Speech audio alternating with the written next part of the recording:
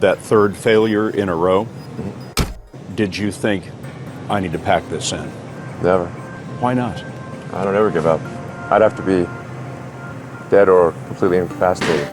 Really liking what you do, whatever area that you get into, given that, even if you're the best, there's always a chance of failure. So I think it's important that you really like whatever you're doing. If you don't like it, life is too short. If you like what you're doing, you think about it even when you're not working. I mean, it's something that your mind is drawn to. And if you don't like it, you just really can't make it work, I think. So many people try to talk me out of starting a rocket company. It was crazy. One good friend of mine collected a whole series of videos of rockets blowing up and made me watch those. He just didn't want me to lose all my money. We're doing these things that seem unlikely to succeed, and we've been fortunate, and at least thus far they have succeeded. Now is the time to take risk. You don't have kids. As you get older, your obligations increase. So and once you have a family, you start taking risk not just for yourself, but for your family as well. It gets much harder to do things that might not work out. So now is the time to do that before you have those obligations. So I would encourage you to take risks now, to do something bold. You won't regret it. How did you figure you were going to start a car company and be successful at it? Well, I didn't really think Tesla would be successful. I thought we would most likely fail. But I thought that we at least could address the false perception that people had that an electric car had to be ugly and slow and boring like a golf cart. But you say you didn't expect the company to be successful, then why try? If something's important enough, you should try, even if the probable outcome is failure. You focus on signal over noise. A lot of companies get confused. They spend money on things that don't actually make the product better.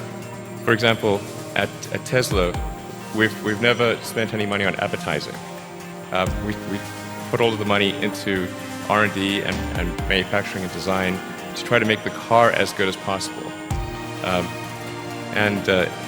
think that's the way to go. For any given company, just keep thinking about, are these efforts that people are expending, are they resulting in a better product or service? And if they're not, stop those efforts. When I interview someone to work at a company, to ask them to tell me about the problems that they worked on and how they solved them. And if someone was really the person that solved it, they'll be able to answer multiple levels. They'll be able to go down to the brass tacks. And if they weren't, they'll get stuck. And then you can say, oh, this person was not really the person who solved it, because anyone who struggled hard with a problem never forgets it. If you're creating a company or if you're joining a company, the most important thing is to attract great people. So either join a group that's amazing, that you really respect, or if you're building a company, you've got to gather great people. I mean, all a company is a group of people that have gathered together to create a product or service.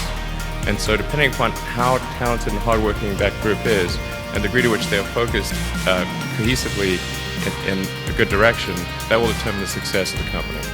So do everything you can to gather great people if you're creating a company.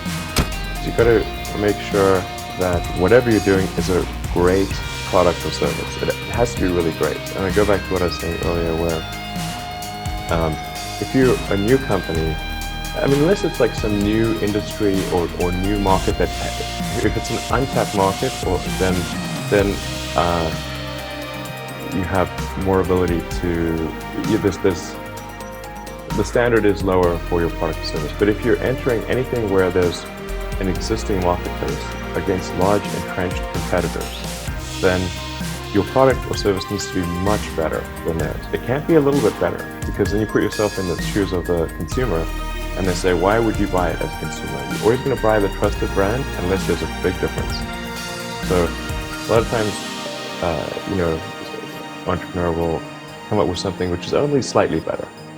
And it can't just be slightly better. It's got to be a lot better. Depending upon how well you want to do, and particularly if you're starting a company, you need to work super hard. So what does super hard mean? Well, when my brother and I were starting our first company, instead of getting an apartment, we just rented a small office and we slept on the couch. And we showered at the YMCA, and we're so hot up, we had one computer. So the website was up during the day, and I was coding at night. 7 days a week, all the time. And I sort of briefly had a girlfriend in that period, and in order to be with me, she had to sleep in the office. So work hard, like, I mean, every waking hour. That's the thing I would say, particularly if you're starting a company. And I mean, if you do simple math, you say like, okay, if somebody else is working 50 hours and you're working 100, you'll get twice as much done in the course of a year as the other company.